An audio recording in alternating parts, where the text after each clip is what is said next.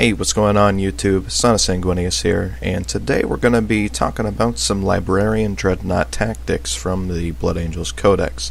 So, without further ado, let's get started. Alright, so coming in at 150 points, the Librarian Dreadnought is Weapon Skill 5, Ballistic Skill 4, Strength 6, Front Armor 13, Side Armor 12, Rear Armor 10, Initiative 4, with 2 attacks and 3 hull points. For war gear, he has the oh-so-stylish Furioso Force Halberd, a Power Fist with a built-in Storm Bolter, a Psychic Hood, Searchlight, and Smoke Launchers. For Warlord traits, he doesn't have a specific one, but if he is your Warlord, you have to take a Warlord trait from the Blood Angels Codex, and you can't take it from any other Warlord traits table. For special rules, he has Furious Charge and Psychic Pilot, Mastery Level 1.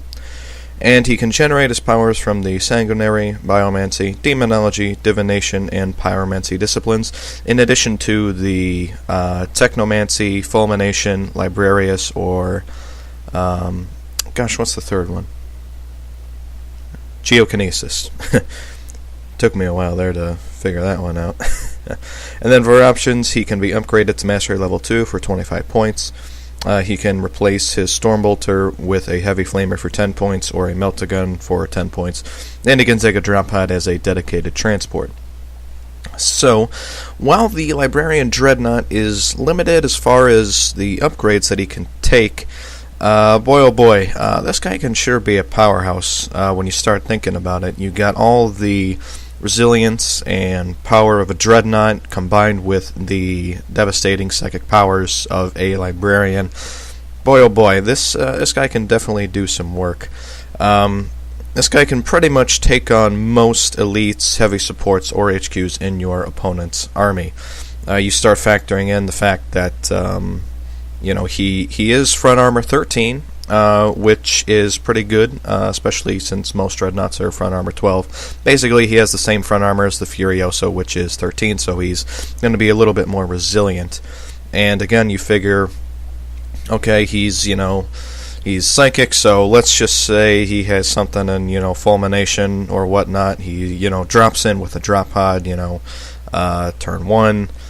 Comes out, starts slinging some lightning bolts, turn 2, maybe he, shoots a little bit, maybe he's got a heavy flamer, he can basically just bathe entire squads in, fire and lightning. Then you get the charge off, and he's going to have 4 attacks base, since the errata came out, so he's got 4 attacks base, not 2. Correction on my part there. So 4 attacks base. +1 for the charge, and +2 for having 2 close combat weapons, because the Furioso Force Halberd, as far as I am aware, is not a specialist weapon. So he does get, assuming you keep the Power Fist, which you would, because you really can't trade that out for anything. So you're going to get +1 attack for having 2 close combat weapons in close combat. So you're looking at 6 Strength 10 AP2 attacks at Initiative 5 if you take them in a detachment that has the Red Thirst, so Ball Strike Force or Angel's Blade Strike Force, either or will grant you the Red Thirst. So you figure, Weapon Skill 5, Strength 10, Initiative 5 with 6 attacks. That's bananas. As I said before, you're gonna be pretty guaranteed to take out most enemy vehicles, elites, HQs, whatever it is.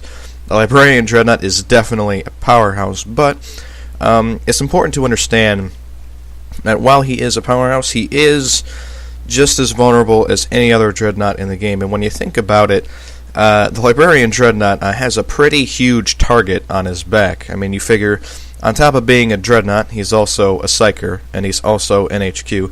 And if you also make him your Warlord, that's essentially, a quadruple threat right there for your opponent. So sure, while it is tempting to sort of drop him in the middle of your enemy's deployment zone with a Drop Pod or something like that, just watch him wreak havoc across your enemy's lines, it's important to understand that when your opponent's turn comes around, there really isn't much stopping them in the way of firing every Strength 7, 8, 9, 10 weapon at him, AP1, AP2, and just, destroying him the first chance they get. Keep in mind, he's not an independent character, so he's not going to join a squad or anything like that.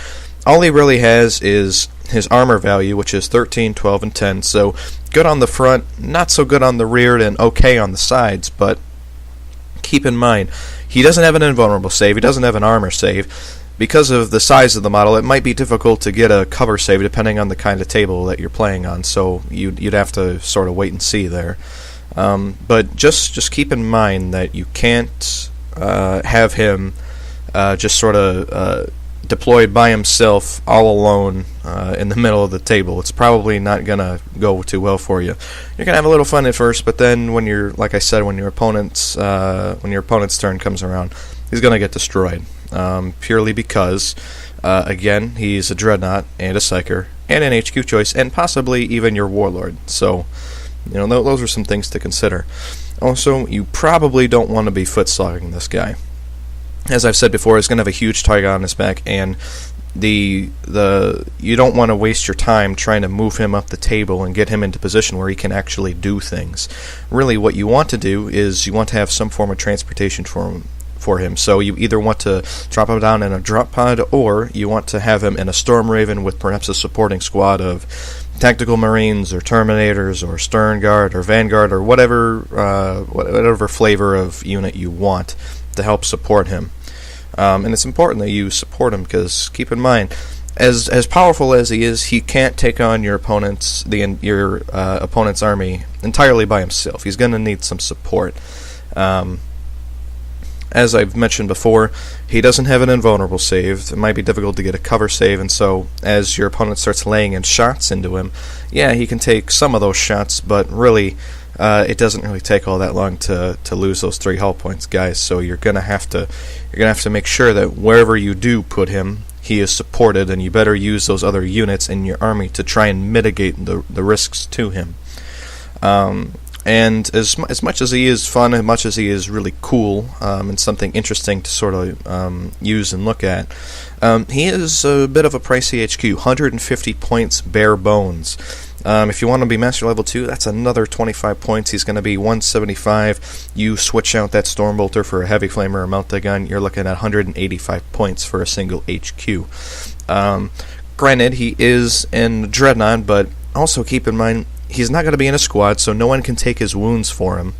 He doesn't have an invulnerable save. It might be difficult to get a cover save, depending on the terrain of your table. So 175 points, or even 150 points, that's a lot of points for, an HQ that really can't defend himself all that well. I mean, sure, he's got front armor 13, but,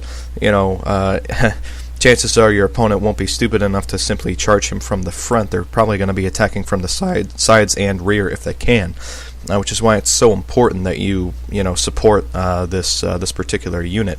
Because while he is a wrecking ball, he's can be kind of brittle at times. So if you do use him, and he is a good and powerful choice, make sure that he is supported by other units in your army.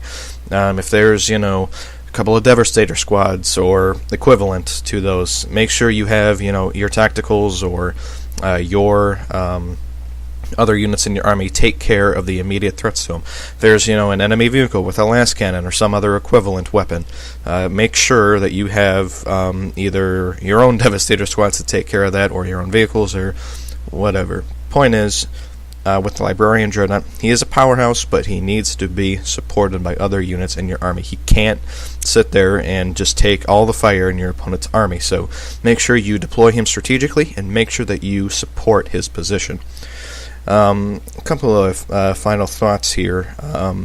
Because of the high points cost, relatively high points cost of him, he's, to me anyway, best used in larger games. I don't know about taking him in a 1,000-point or 1,500-point army. Frankly, it's a little bit too pricey for that, and you really, he would be devastating, but again, that's a lot of points to sink in, especially if he's your warlord. It's one thing to take a risk and roll the dice. It's another to, as I said, drop him in the middle of your opponent's deployment zone and say, hey, come and shoot me. I'm a Dreadnought and a Psyker and an HQ and a Warlord. So again, and there's also the fact too that even if you do take him as your warlord, you can only roll on the warlord traits table in the Blood Angels Codex, which they're not the worst, but there's nothing really amazing there. The most beneficial one would be the Descent of Angels that allows, jump units, skimmers, and flyers to reroll their reserves, and any unit that deep strikes from the Warlord's detachment scatters D6 less. So that's about the most beneficial Warlord trait you're going to get. Although, frankly, with the rest of them, yeah, I could see, an Initiative 6, Librarian Dreadnought or something like that. Or if you give them Rampage, that can definitely come into play there. So a lot of, again, it's, as I mentioned before, with the Warlord traits table in relation to the Librarian Dreadnought, they're personal buffs. They're similar to the personal Warlord traits in the rulebook. And they can definitely beef your Librarian Dreadnought up to, the next level up. But, again, as good as he is, he can be quite vulnerable, so make sure you use him strategically and make sure that he is supported by other units in your army. Anyway, that's all I have to say in the matter. What are your guys' thoughts? Leave them down below in the comments, and I will see you guys in the next video.